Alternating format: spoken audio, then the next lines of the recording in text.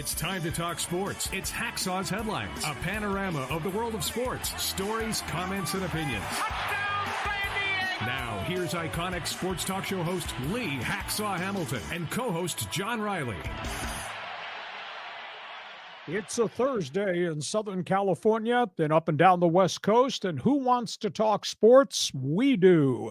Good afternoon, everyone. This is Lee Hacksaw Hamilton, along with my co-host John Riley from our studios in San Diego. It is a March Madness weekend, and we are off and running in the NCAA basketball tournament. John, good afternoon. Great first games, upsets along the way, and a ton of basketball between now and a couple of weekends from now to crown an NCAA champ. And it started just the way I thought it would. Yeah, I mean, this Thursday and Friday, I get no work done because I'm watching the games all the way through. There's been some big upsets. I was on the edge of my seat throughout the whole Aztec game. So this is one of the best times of the year. We have a lot of topics on the table. We're going to run through a lot of things as we normally do as part of Hacksaw's Headlines on our Thursday podcast. But John, before we get into the big stories of the day, just remind everybody about the unique thing that we do at the end of the podcast, the Fans Forum.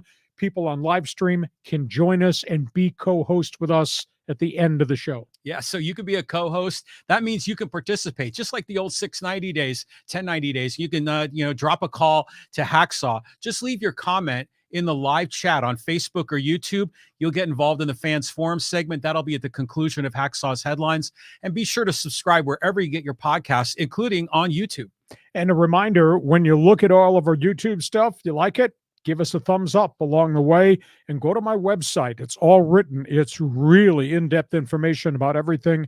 LeeHacksawHamilton.com. Topics on the table. Let's talk basketball. This game between the Aztecs and the College of Charleston was like a street fight. I mean, it was brutal. It was looking ugly to start, but the Aztecs finished them. It was messy, per the norm. It was a win, per the norm. And as you would say, win and survive, march on. Yes. San Diego State survives against Charleston. You know, this was a test of wills. The left hand, Charleston's Cougars, we're going to run the ball and we're going to shoot threes. Right hand, Aztecs, no, you're not. We're going to force you into a half-court game and see if you can survive. There were stretches in which Charleston kind of dominated. But in the overall big picture, Brian Dutcher's guys imposed their will on Charleston.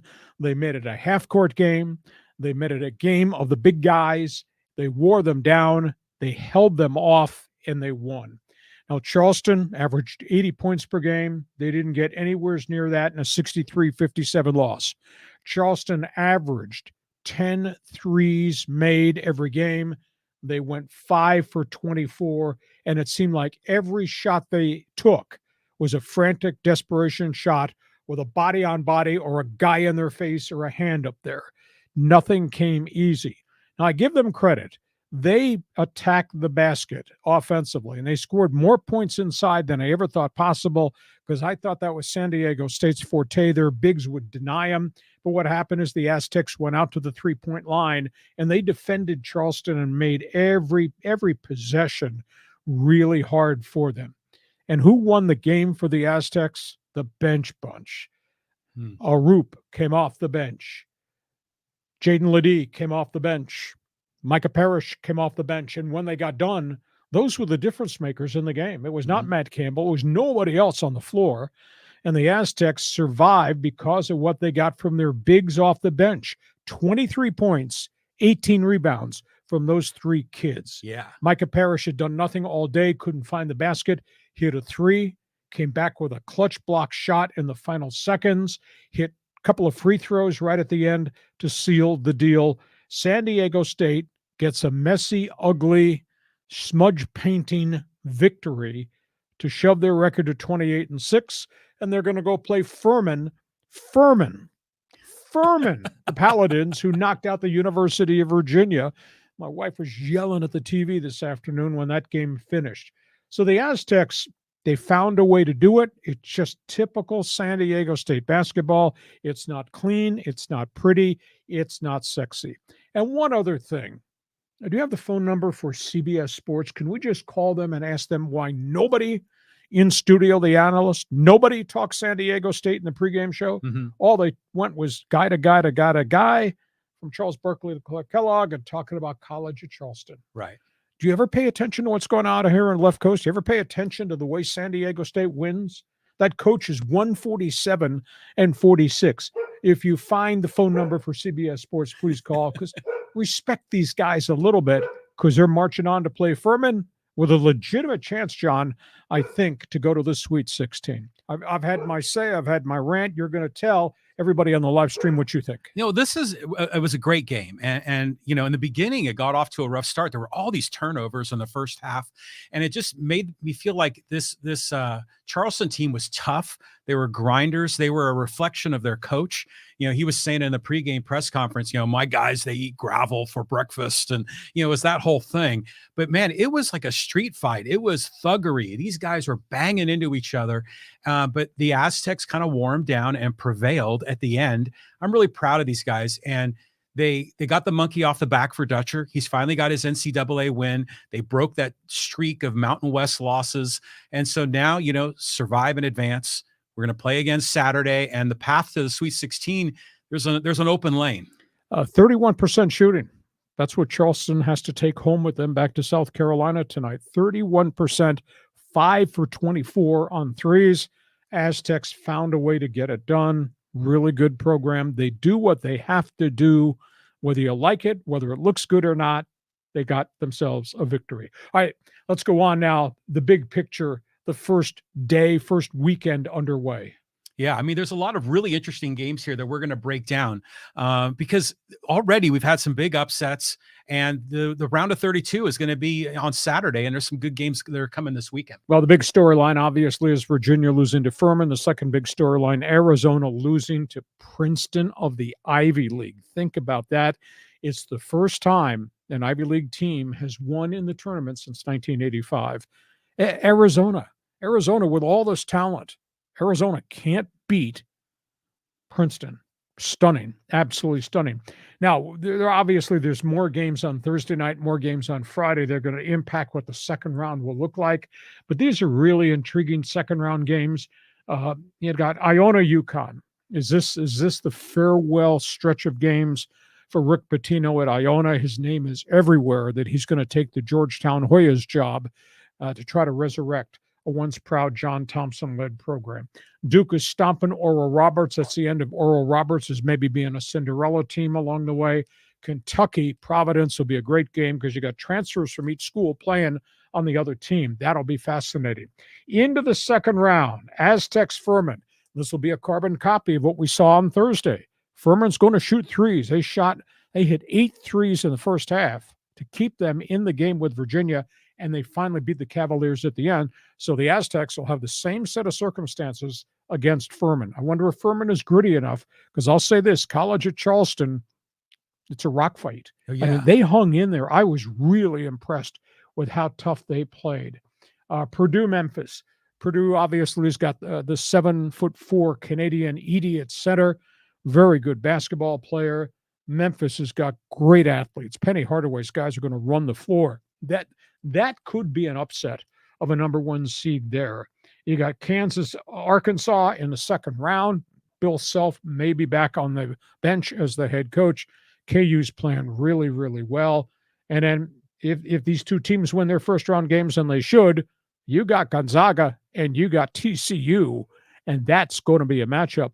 And if whoever comes out of that might wind up playing UCLA next weekend, if UCLA does not stumble. So fascinating upsets. It's always part of the first weekend.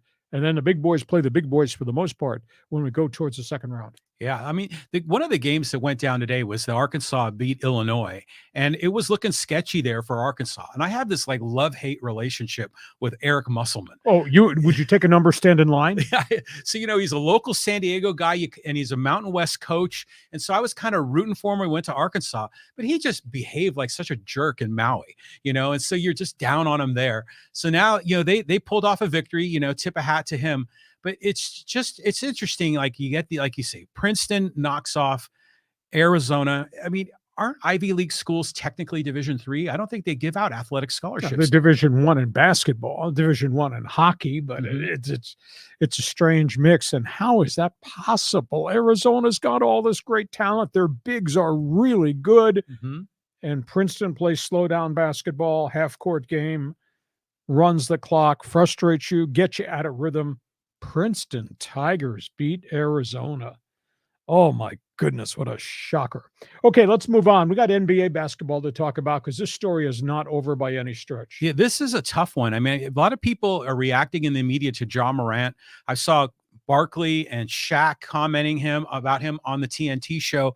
But what's the latest? I mean, Adam Silver is now getting involved. He ordered Ja Morant to the Memphis Grizzlies to a face-to-face hearing.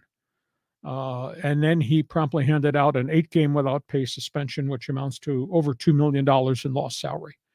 Morant checked himself into counseling. I think the league recommended he do that about a week ago. Morant's been under investigation for 5 different incidents, 3 of them involving guns. Now, he issued a public statement on Thursday morning in which he was really remorseful and said his inner circle have led him to make a lot of bad decisions. And he's in a better mental space now than he's been in a long period of time. Well, those are all nice words. They'll have to be followed up by different actions. And the incidents with guns, it to me is really bothersome because he's got a posse and he is. There's an old phrase in sports, you can take the kid out of the ghetto, you can't take the ghetto out of the kid. Mm-hmm. He's got to make different decisions about who he's going to be friends with off the court, and he needs to separate himself from whatever bad element is there. But the other factor is he's really hurt his team. His team is scrambling to try to stay in the playoff race and not fall out. And he's going to wind up missing a complete total of 8 games. And a bunch of those games they could have won. And they've been ravaged by injuries, too. So we'll see if he follows his words that he said today about being a different person. But, you know, my biggest fear, he's going to make another mistake. He's going to wind up shot in an alley if he continues to run with those people. And you don't need guns unless you're going to bad parts of town with your posse. I hope this experience, this counseling, has driven home the message about his responsibility. Yeah, I mean, well, a lot of these NBA alumni, they come in and they coach these guys about how to handle your life off the court. So hopefully he just gets some really good advice and make some adjustments, you know, not a lot different from what Fernando Tatis has gone through, although in a different category. But these are young men that are growing up, and hopefully he's going to step up to the plate. Okay, on we go. Before we talk NFL football, and boy, there are a lot of topics on the table in the National Football League, remind everybody about subscribing and Fans Forum. Yeah, so on the Fans Forum segment, we already got some questions coming in, and we got soccer questions coming in. We got questions about March Madness. We're going to do the Fans Forum segment at the conclusion of Hacksaw's headlines. That's where we take all the Fans Forum comments. You could still get involved. Type in your question on the live stream. We even got a donation from one of our questioners. Thank you very much for that as well. But please also subscribe wherever you get your podcasts on the audio only platforms, and you can subscribe on YouTube. And I'll remind you, if you like NFL football, go to my website, Hacksaw's Headlines. It's all written. You will find a listing of every NFL free agent transaction this week. And this has been a spectacular week for player movement. Just go to LeeHacksawHamilton.com. Scroll back in the archives each day this week. You'll find my NFL page. I guess the words you wanted to use on the next topic on the table are end of an era. Yes. I mean, the saga with Aaron Rodgers feels like it's getting to a conclusion, and there's been some big changes in Dallas. Aaron Rodgers goes public after weeks and weeks and weeks of meditation and therapy and whatever he was doing in his cellar, and says, I want to be traded. The Packers are going to move him. The Jets are the team. At least at this hour, the Jets are the team. 2 issues. 1, $58 million worth of money has to be restructured for the Jets to take on the contract. 2, compensation. And that's a big issue. I was told the Green Bay was offered a number 2 draft pick. That's pretty good compensation for a 30-year-old star quarterback. But then Green Bay came back, and I was told, informed the Jets, we want another number 2 if he elects to continue to play beyond this season. Now, 2 for a guy that might only play 2 years. Now, that's a pretty steep price. I don't think the Jets are going to have a problem restructuring the contract to fit all their cap stipulations if he wants to play in New York. But I just can't get rid of this haunting feeling that this is Brett Favre all over again. And how did that end up with the Jets? Not very good.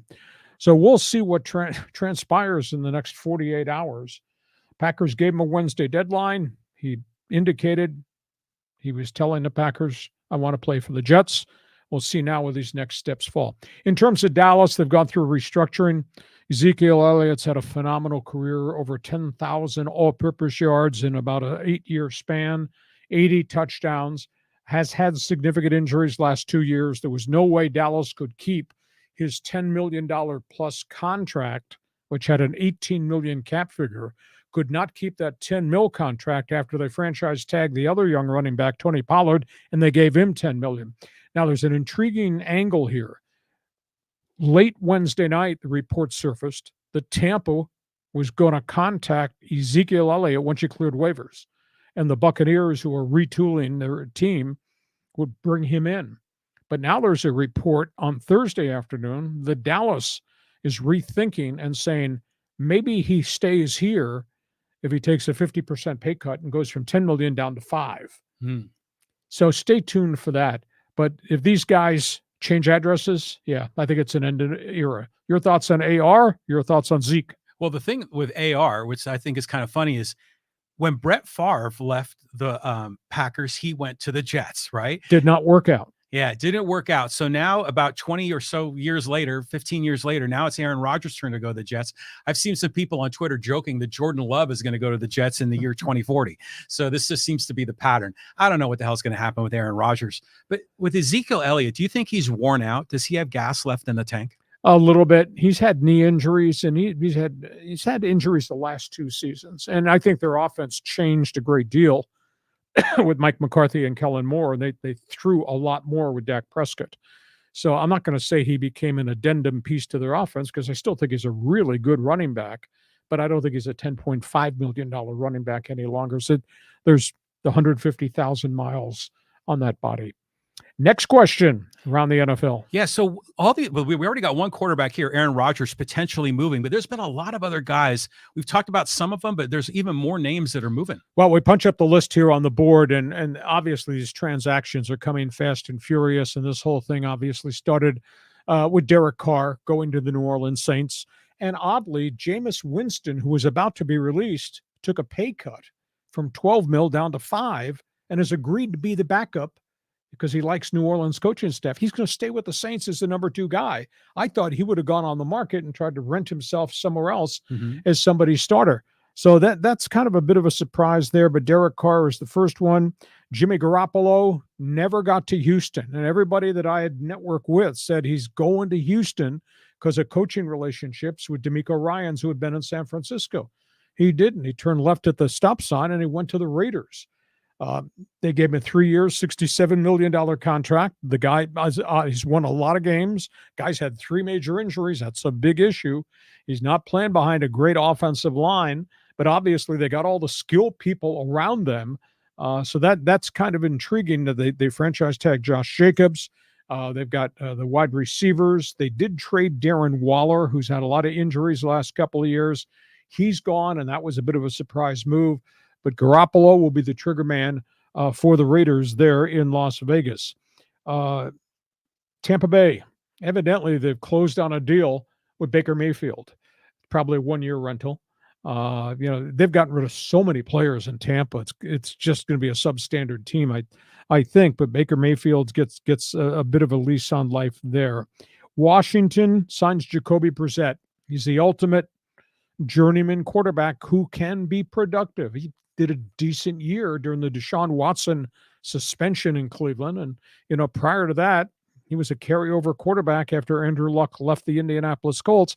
So they see things in him for Brissett going into Washington to kind of help the Washington Commanders franchise. The other guys that are moving, Taylor Heineke has been productive as a backup in Washington. He's going to Carolina. I don't think he's going to start because they got Desmond Ridder from the University of Cincinnati. But obviously, Atlanta's made a lot of changes to their team. Andy Dalton wound up in Carolina. He once upon a time was a star in Cincinnati. Andy Dalton has gone to Carolina, probably as the insurance policy for whomever the number one draft pick is going to be with Carolina. And I think he's a proven pro. Denver wound up with Jarrett Stidham, who Josh McDaniels weeks ago was saying, we really like this guy. We started him last 2 games of the season. All of a sudden, he's out, and he goes to Denver to be part of that whole rebirth of Bronco football under Sean Payton. 49ers at the last minute get Sam Darnold. So he's the only veteran quarterback with any experience. The other 2 quarterbacks are coming off surgery. I don't know whether Darnold's going to be a starter or whether it's going to be Trey Lance, but Darnold is a 1-year rental in San Francisco. And then Mike White, who I thought was pretty productive as a young guy with the New York Jets, winds up going to Miami as the insurance policy to Tua Tagovailoa. So those are the quarterbacks. Virtually all the marquee quarterbacks have now come off the board in the first 2.5 days of NFL free agency. Your thoughts? Yeah. Well, Sam Darnold has always been interesting to me because when he was at USC, everyone thought he was going to have a great NFL career, and he's never quite panned out. I mean, what seems to be the problem? Well, bad teams. He went to the Jets, really bad franchise, got beat up, got hurt. Went to Carolina. Maybe he was part of the group that would try to replace Cam Newton, got banged up, got hurt, didn't stay on the field, didn't play well when he was on the field. I mean, Carolina was so bad, they brought Baker Mayfield in after he had gotten bounced out of Cleveland. Sometimes you relocate and you hit it with the right coaching staff and the right job responsibility and the right format, and suddenly you're playing better. So we'll see. I just think, historically in the NFL, John, bad teams draft at the top of the board. They draft quarterbacks. Those quarterbacks go in because they're on bad teams. They get beat up, and a chunk of time their career does not amount to a hill of beans. So we'll see if this lease on life in San Francisco helps him, if it's positive. Everybody seems to like him as a student of the game, but just haven't been able to stay healthy. It's very interesting to me. But I think if he goes to San Francisco, you got to think Purdy is going to be number 1, right? But Purdy's out for 6 to 9 months with the elbow surgery. Okay. When they open their ATAs in a month and a half, it'll be Trey Lance and it'll be Sam Darnold. Purdy won't be there till the end of training camp. And then who knows what kind of setbacks he has when you get into the regimen of throwing as many passes in practice as a quarterback has to throw. How does the surgically repaired elbow respond? Now, the thing that's good about Brock Purdy, they did not do, quote, Tommy John reconstructive surgery. They did what they call brace surgery, which is a lesser surgical procedure, and you can strengthen the elbow within 3 months. So he may be in training camp, and then we'll have to see how he holds up to the regimen of having to throw as many passes in practice as need be. Now, there's another topic on the table in the NFL you want to talk about. Yeah, I mean, because there's been all this movement. We know where the players are going, but there's a lot of teams that are losing players. It's just hard to keep track of it all. It is absolutely stunning how many good players have left some of the best teams in the NFL. San Francisco has just taken a massive hit. Now, maybe this is part of their plan, that they rented all these veterans. They got good. They can't keep them all. They're letting a whole bunch of them go because they're going to get draft pick compensation back for the guys that have left. But San Francisco has lost 7 players. Obviously, Jimmy Garoppolo is the one. They've lost 5 off their defense. They lost their starting center, Daniel Brunskill, the San Diego State kid, who had really become a rock-solid cornerstone in their offensive line. And then they lost Jimmy Ward, which really stunned me. Ward's been there forever. He's a cornerstone safety in the back end, number 1 draft pick years ago. He jumped and he went to Houston to be with DeMeco Ryans. Ryans is bringing all these former players that he's coached in with him. So San Francisco has taken quite a bullet at the beginning of free agency. Philadelphia, they lost their huge defensive tackle, Javon Hovland. I was really surprised with that defection. He went to the 49ers. I'm saying the Eagles. Eagles are the ones that have taken the big hit there. They also lost Miles Sanders. They let him go. This was a guy that had over 1,200 yards running the football in a breakout season. They let him go, and they signed Rashad Penny, the ex-Seattle Seahawk and the former Aztec, who's had nothing but injuries and only marginal success in the NFL. And Philadelphia also lost 5 defensive players off their roster. So they're really staggering. Tennessee is cleared the boards of high money guys. I don't know if Derrick Henry stays there. He's still there right now. He's got a cap figure of $6 million. But the Titans have gotten rid of a ton of people in the offensive line. Ryan Tannehill's still there. I don't know if they're going to transact him out of Nashville before they're done. So that's a big loss there. The Rams just lost their record-setting field goal kicker, Matt Gay. He has jumped. Of course, the Rams had purged themselves of veterans like Bobby Wagner, Leonard Floyd, and the trade of Jalen Ramsey to Miami. Kansas City, in a bit of a surprise. They did not re-sign their left tackle, and I was really surprised. Orlando Brown was a guy that they brought in from Baltimore a couple of years ago, played pretty well, but he wanted an enormous amount of money. And Orlando Brown left and went to Cincinnati. 4 years, $64 million. And Andy Reid said no. And they replaced him by getting one of the top young tackles from the Jacksonville Jaguars. So, and Kansas City also lost J.J. Schuster, which really kind of surprised me because he had found himself in a very different role. I thought was tremendously productive. And he jumped and he went to the Patriots on a 3-year, $33 million contract. And New England's offense is so skitterish. It kind of surprised Schuster did not want to stay in KC, but maybe the Chiefs only offered him a 1-year deal. They say, no, we're not paying you $11 million a year for the next 3 years. So he's out of there. And then the other one is Tampa Bay, obviously, Brady gone. The running back Fournette is gone. They've released Cam Brate, the tight end. They've lost a lot of players on offense. And Cincinnati, and this really bothers me, Mike Brown historically has been cheap. And now, because they were so bad for so long, they wound up getting Joe Burrow and Jamar Chase. And they make all this money and they sell out all their games and they sold out all their season tickets because Joe Burrow's there. And then Mike Brown sits there on his hands and doesn't spend any money, and his 2 safeties are gone. Jesse Bates, gone out of there.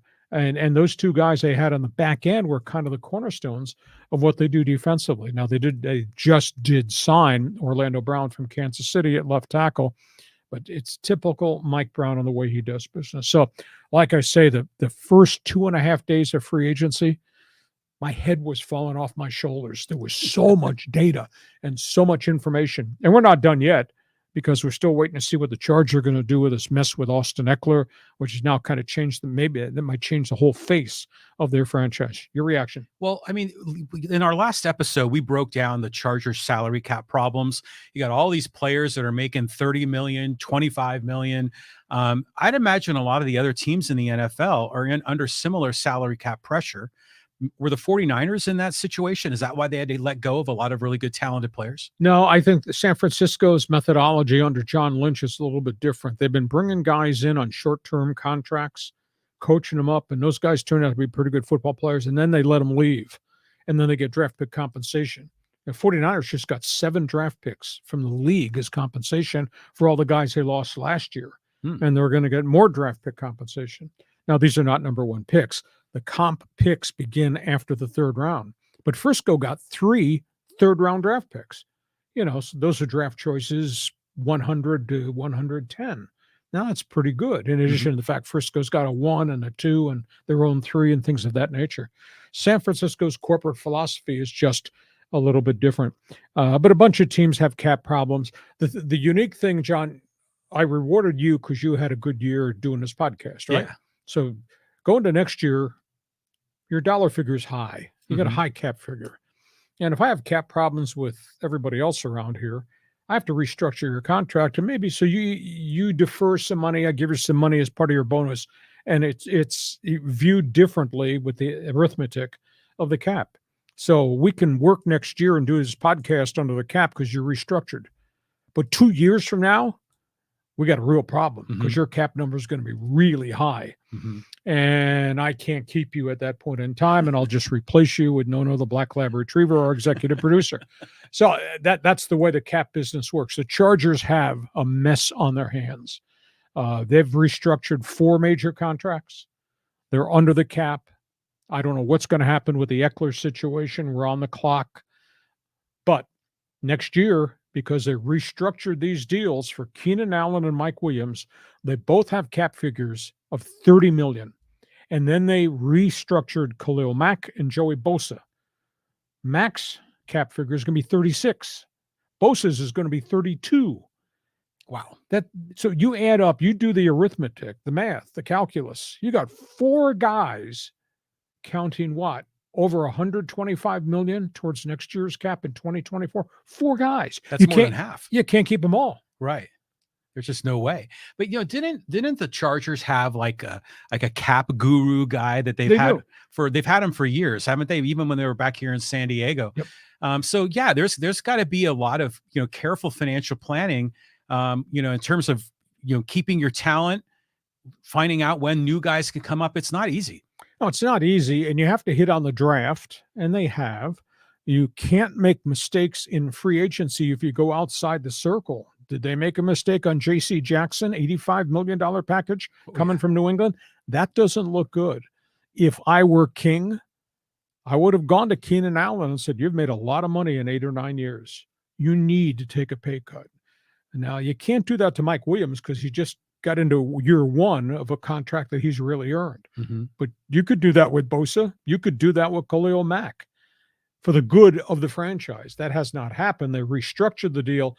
But in restructuring, we're pushing all this money into 2024, and there's no way they can keep all these players in 2024. Okay, before we turn, next topic on the table will be baseball. Just remind everybody again about what's going to happen at the end of our live stream. Yeah, so the Fans Forum segment, we can get you involved. There's been a bunch of questions. Some of the guys actually online, they're saying, hey, how come these guys aren't answering our questions right now? We save them till the end of the podcast in the Fans Forum segment. So you can get involved, drop your live take in the live stream, and Hacksaw will answer your questions and your comments. And be sure to subscribe wherever you get your podcasts. And when you check everything we do on the podcast, not only our main podcast on Thursday, bonus podcast on Monday, and then we drop stuff in during the week, give us a thumbs up so everybody will know that you like what we're doing on our podcast. Let's talk baseball because they had a couple of quick topics to cover. Yeah, I mean, so this Trevor Bauer news broke. Someone actually took him. Did I say about a month ago, toxic? Yeah. Radioactive? Mm-hmm. I think I mentioned Japan and South Korea. You did. Taiwan. Trevor Bauer had 4 offers to go play abroad in the Pacific Rim. He signed with the Yokohama Bay Stars, starting pitcher. He's in their spring training camp now. 4 offers. He took their offer 1 year, $4 million base. That's pretty significant money in Japan for a major league pitcher. He still gets the $22 million that was left on his contract from the Los Angeles Dodgers. So it'll be interesting to see how he does culturally there. And he's not pitched in a game. He's not thrown a strike since June of 2021. So we'll see how he pitches in 2023. I have no doubt that he's in shape and that he's continued to work out. Now he's got to adjust to the culture of Japanese baseball, which is really different. Does he do well? Will there be fan abuse towards this guy? Do they really care if they have an 18-game winner on their staff in Yokohama? It's an interesting set of storylines. Yeah, I'm curious to see how this is going to go down because Trevor Bauer, I mean, aside from the crisis in the sexual assault cases, which may or may not have happened, there's he pops off all the time on Twitter. This guy is very boisterous. He's got big opinions. He could ruffle a lot of feathers, especially in Japan. So I'm wondering if he's going to kind of, stay in his lane and kind of get through 1 year and hope he comes back to the Major League Baseball. This is going to be fascinating.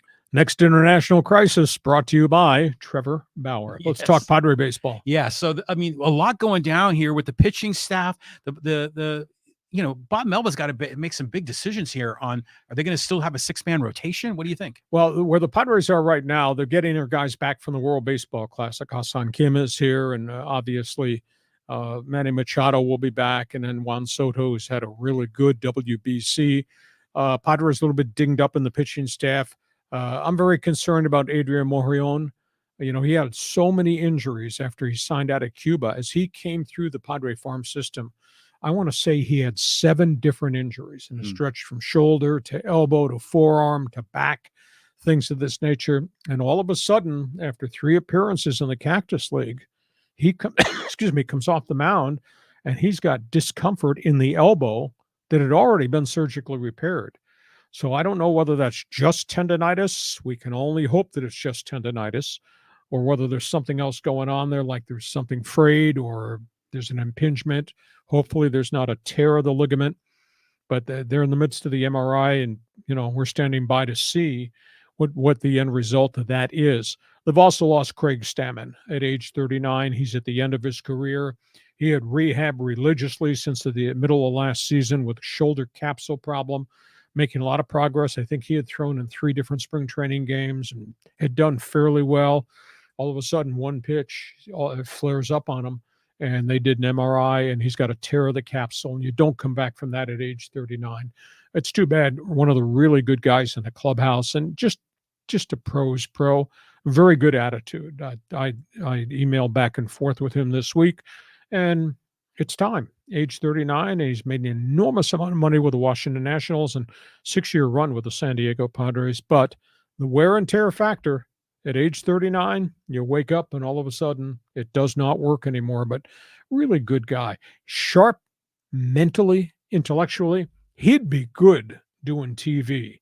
I don't know if he wants to do TV or whether he's going to go back and live on his farm north of Dayton, Ohio, where he's from. But that's too bad, because of all the guys I've dealt with in the Padre clubhouse over all the years I've been here, Tony Gwynn was in a different galaxy. Mhm. I'd say the second and third best guys I ever dealt with from a player standpoint, who just got what we had to do and understood the media, were Chase Headley, the third baseman, who was a really good guy and had a nice run for a decade, and Craig Stammen. So too bad there, but the Moreon thing really worries me. Yeah, I mean, Craig Stammen was terrific for the Padres when we first got him. I mean, he was just a workhorse. He was an innings eater, and he seems to have commanded so much respect in the clubhouse. All the young guys looked up to him as a father figure. I mean, both on and off the field.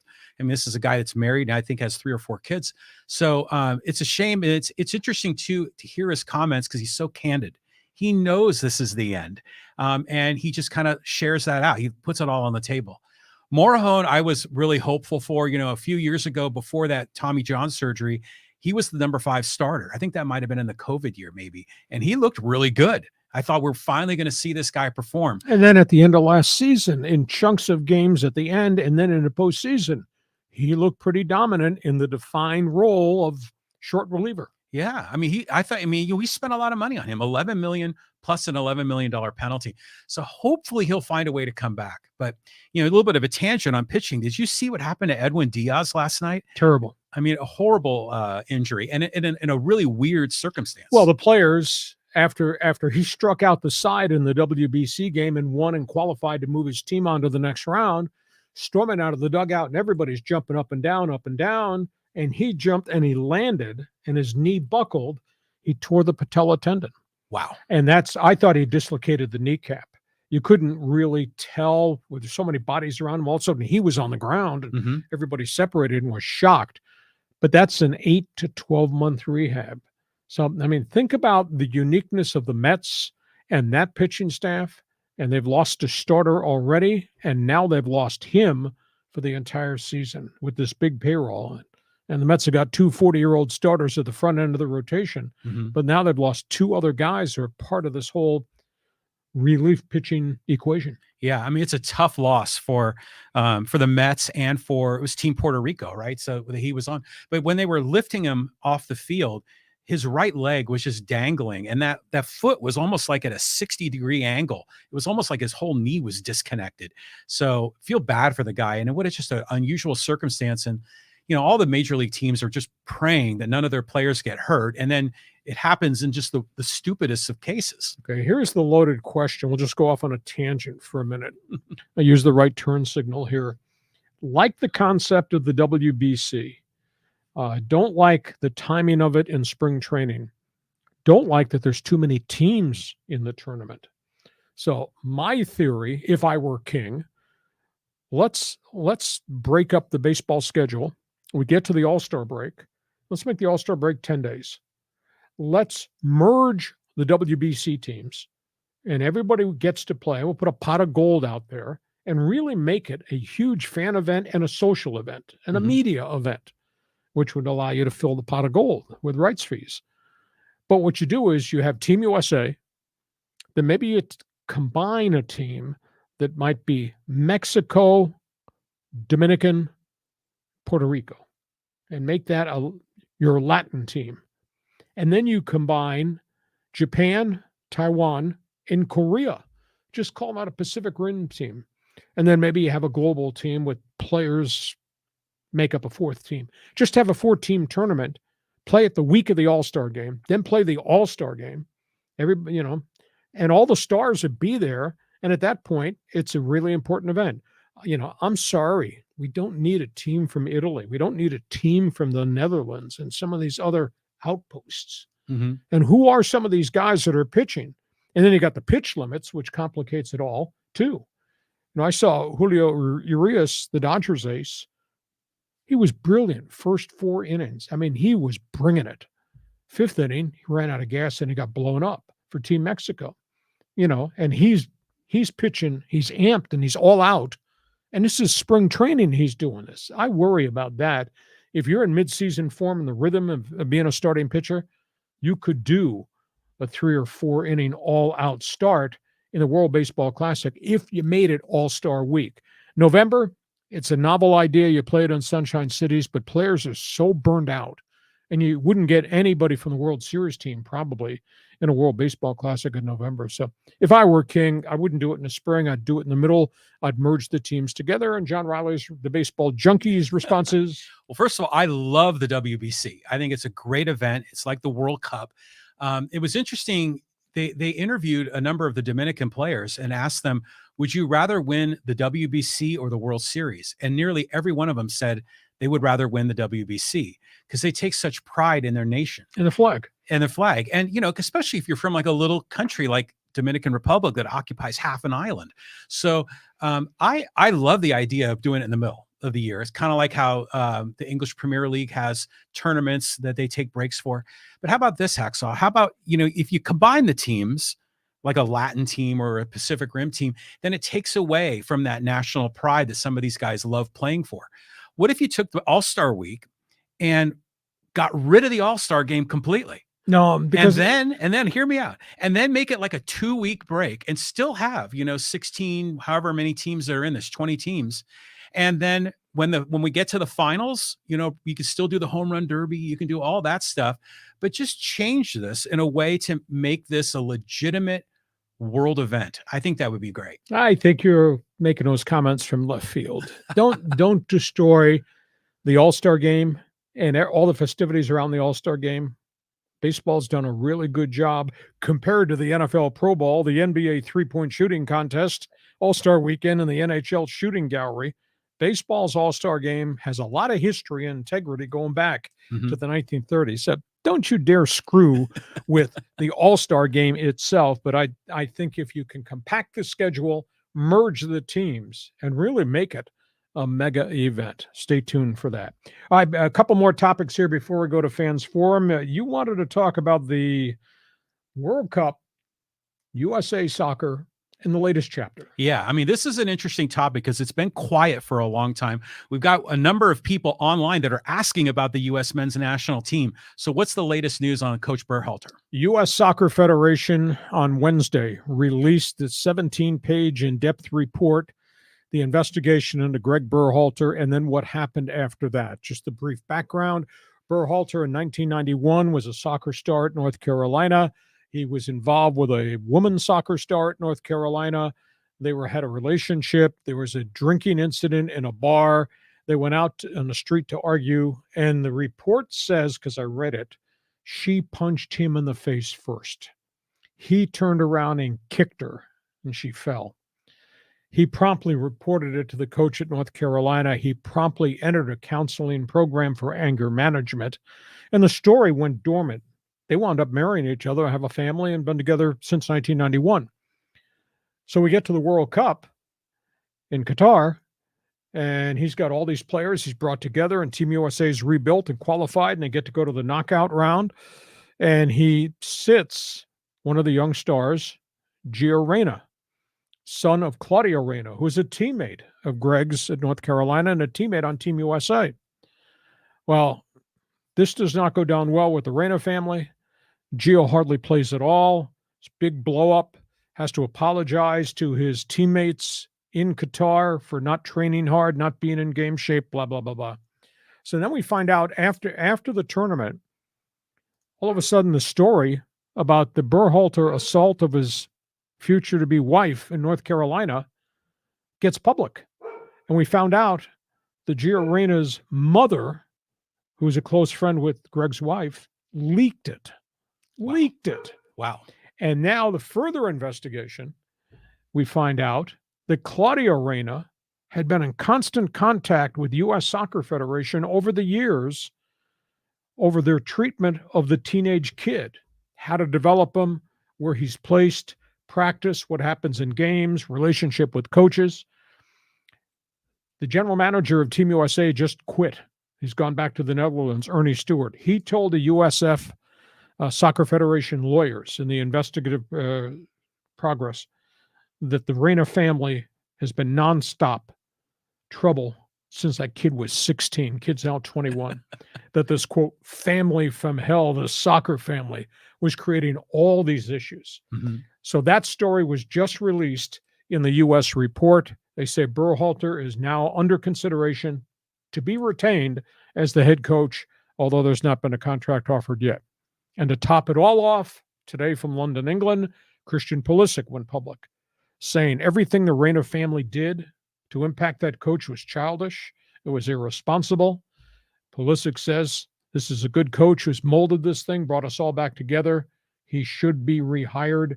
I wish that it never happened. So it'll be interesting to see if they bring him back. Berhalter retains the job. How can you have a relationship with the Reyna family? And then the wild card in the whole thing is Reyna is dual citizenship. He could go play across the border for Team Mexico and their new coaching staff. But I think he gets along with virtually all the players, despite what happened in Qatar. That's a long explanation of where we are, but that's a soccer story. It's terrible. It goes back to 1991. The Reyna family, to me, looks really bad in this. Soccer parents from hell. Yeah, it's just like youth sports where, both of my kids played soccer, played softball, basketball, baseball. And there was always that one family with a crazy dad or a crazy mom that would be berating the coach. And, there might have been a circumstance where I was one of those crazy parents, but that happens, but you never really see it play out on this level. Usually by the time they grow up after high school, it calms down. But wow, what a soap opera. So let's see what happens with Berhalter's future. He seems like he's deserving of keeping his job. Yeah, I think we'll get a resolution to this probably within the next 4 weeks. One other topic on the table. Good old boys not doing very good. Yeah, NASCAR. This is an interesting story because we've talked about the comparisons between NASCAR and F1, and there are some very strict rules on what you can and cannot do in each of these different racing formats. And now someone got busted for maybe breaking the rules. So Rick Hendricks, one of the legendary owners, champions, points championships, team championships, owners championships. He's got 4 hot cars. They all did well in Phoenix, the Phoenix 500 last week. Well, there's post-race inspections for the cars, and they found what they call illegal levers, which are air intake levers that are in the hood of the car that helps airflow into the car, sucks the car to the ground. They found 4 illegal air intake lids on these cars. I don't know how they got there. I don't know how Hendricks crew chiefs thought they could pass inspection with these things. They just suspended the crew chiefs of all 4 teams for a month. They stripped each guy of 100 points. They fined each crew chief $100,000. Wow. They fined Hendrick, the owner, 400 points and another $100,000. And they fined the drivers $100,000.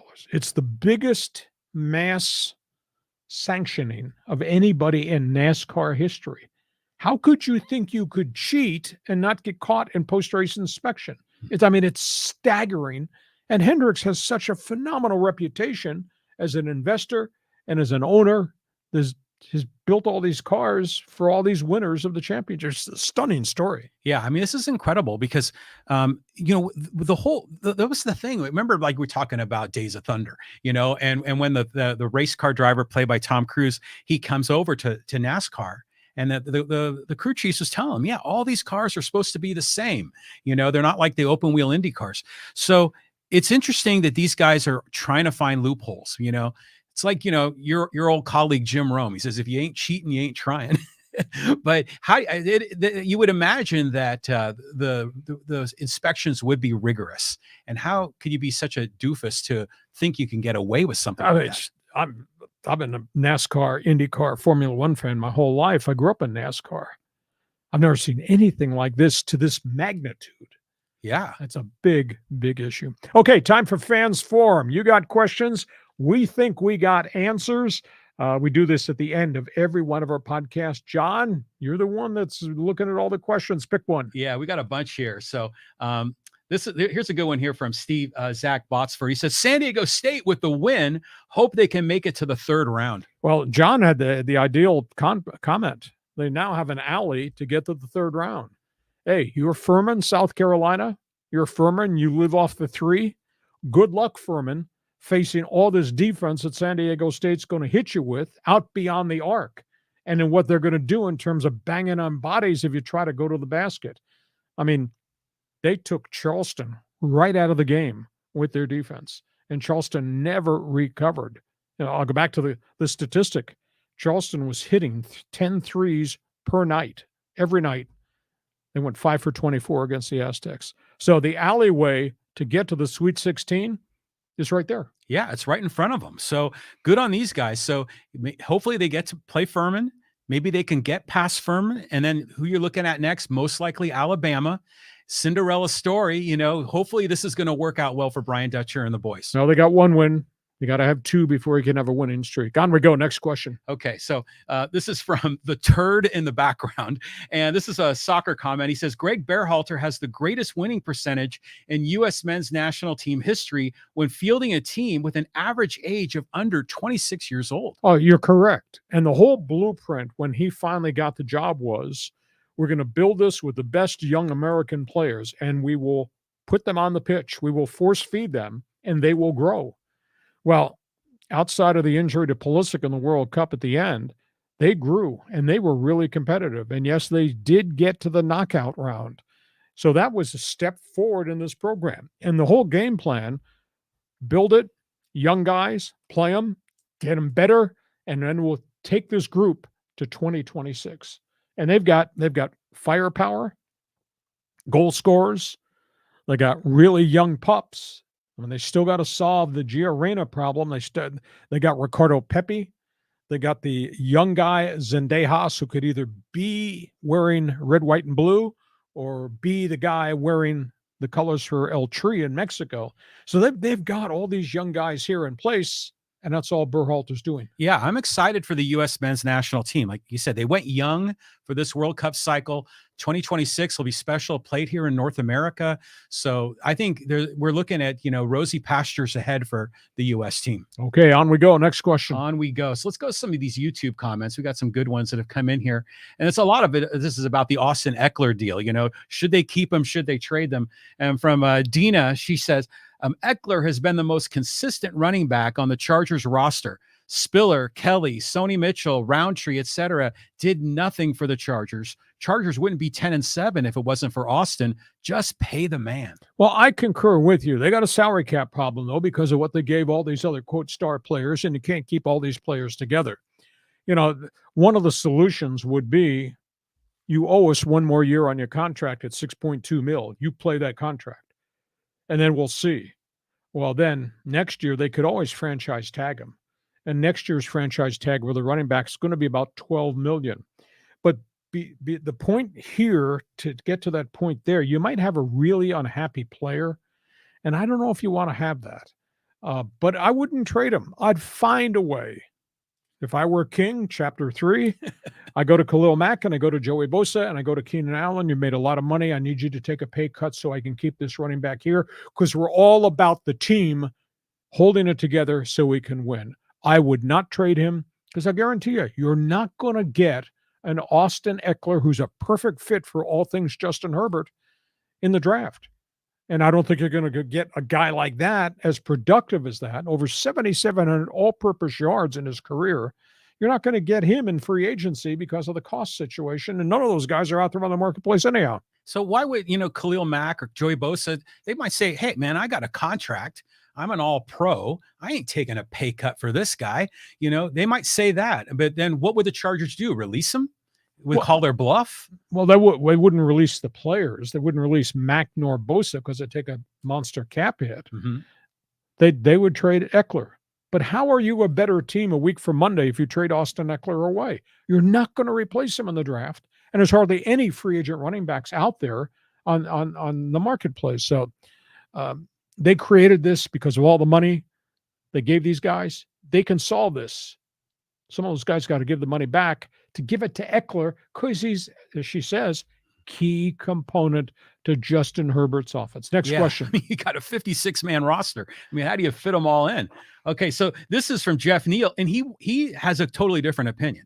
He says, this is not the time to give big money to an aging back. It's better to part ways too early rather than too late. I'd like the Chargers to move up a couple of positions in order to draft Bijan Robinson with their first-round selection. These third-round reaches for overachievers has got to stop. This is a critical skill position that demands the investment of a first-round pick. A year too early makes sense if you're talking about somebody that's 31 or 32 and has 100,000 miles on the tires. We're talking 26-year-old running back here. We're not talking about an aged, beat-up guy who's got an injury history that's making mega dollars. This is not Ezekiel Elliott. He's a perfect fit for all the things they do. They've tried really hard to find a second back to complement that perfect fit, have not been able to do it. And Bijan Robinson out of Texas is probably going to go inside the top 15. Well, trading from 23 into the top 15, that's going to cost you multiple picks. I don't know that I would do that. Give the man the money. Period, exclamation point, at least for the next year. Okay, so let's move on. I got some Aztec comments here too. And this is from Chris. And he says, 2015 was the last NCAA tournament win for the Aztecs. And granted, this is a YouTube comment he made a few days ago. But the local media spend all their time patting them on the back. Hopefully they'll get a couple of wins this year. Well, they got one in their pocket, and you got to get one before you can go get two. But the guys at CBS, I'm sorry, I went haywire today watching the pregame show. Every one of those studio guys, all they talked about was College of Charleston. Please pay attention.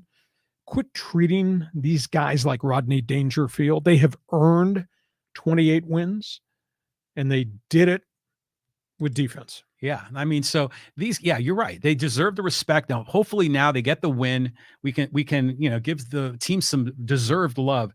Here's another comment here about the Aztecs. This is from Michael Dabler. He says, great show. Like always, love the coverage you do on Aztec basketball. I agree. I think this year we get some wins in the tournament and a bit of respect. I know next season is a ways off, but I'm thinking Mr. Brian Dutcher is losing a lot of his team. What do you hear in the recruiting front for building next year's team and future?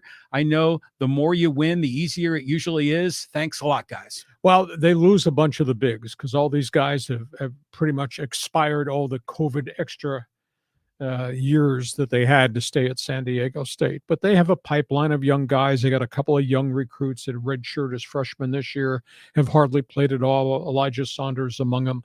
Those guys will grow, but they'll be a much younger basketball team. And obviously they're going to lose some guards too. I mean, Matt Bradley's had a really nice college career, and he's gone, and Arup is gone.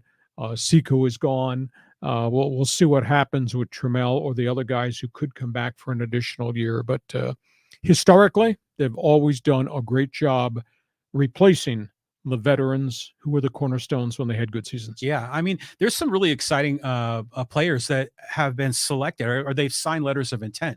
There's one guy, I think it was from up in Modesto. He's a really good player. And I'd like to see Miles Byrd. I want to see what he can do. Elijah Saunders, I think, could be a very interesting player. He's, really tall. When they were doing the team photo there in Orlando, I was like shocked to see how tall he was relative to everybody else.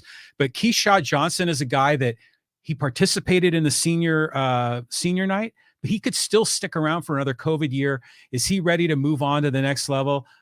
Selfishly, I'd love for him to stay, but he's a great kid, and I think I'm looking forward to his future. And keep in mind, transfer portal is still out there, and that window will open again. And historically, every year, they go get good guys to bring them in. Any more questions there? Well, I got a question for you, Hacksaw.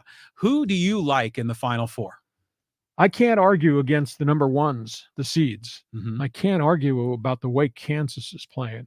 Houston's got an injury in the backcourt that scares me because their guard Sasser makes a whole different thing happen when they're there.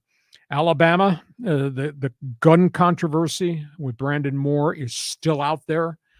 Enormous criticism that Alabama should have removed him from the team during the course of the investigation, even though he's never been charged. But if he drove a car that had a gun in it and somebody else took that gun and killed that woman, how does he not get charged with being an accomplice? Because he knew there was a weapon in the vehicle, even if he did not hand it to Darius Miles, who then handed it to the shooter. For the first time, CBS's studio analysts kind of all talked about that today in the pregame show, and they all said he should have been removed for a period of time. But Bama's really good, and that's a really good player that may have positioned himself as either the second or third choice in the upcoming NBA draft. Yeah, I mean, it's interesting because Alabama, you always think of them as a football school. I'll tell you what, Lee, my bracket's already destroyed. I mean, besides the fact that almost everyone in the world had Arizona beating Princeton, but my heart was rooting for the Mountain West teams. I had Nevada going to the round of 32. They're gone.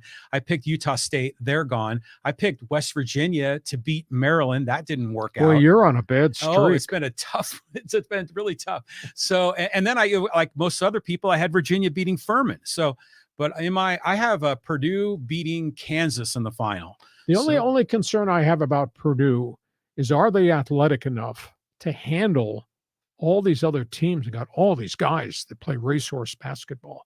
I mean, Edey is just a tremendous 7'4" specimen, but they got so many people that play above the rim and get up and down the floor. It's going to be fascinating, but yeah, I'm sorry that you're 0 for the weekend so far. Well, I picked the Aztecs, so we got that one going for us. Hey, listen, we appreciate you being with us every Thursday. A reminder, we do bonus coverage on Mondays.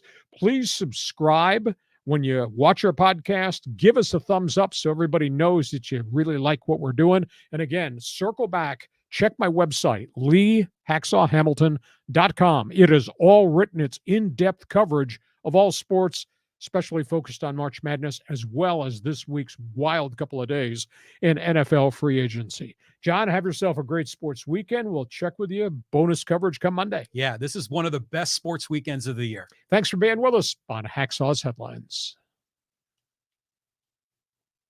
Join us again for Hacksaw's Headlines on YouTube, Facebook, and Twitter. And find the audio version on your favorite podcast apps.